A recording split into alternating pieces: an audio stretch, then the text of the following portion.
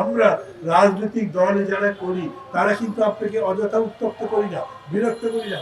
আমরা জানি 50 বছর ধরে যে বৈষম্য বাংলাদেশের মাটিতে টিকে আছে, চর্চিত হয়েছে, সেই বৈষম্য একদিনে দূর করা যাবে না। কিন্তু আমরা তো আপনাকে নিশ্চয়ই জিজ্ঞেস করতে পারি, কোন যুক্তিতে আপনি পৃথিবীর ট্রাকের এই পণ্য বিতরণ বন্ধ করে দিয়েছেন?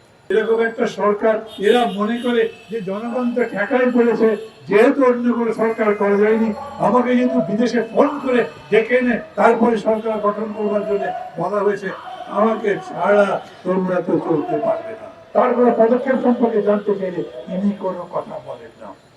আমি আবারও বলি, এই জায়গায় সরকারের সঙ্গে কোনো সমস্যা হয়নি।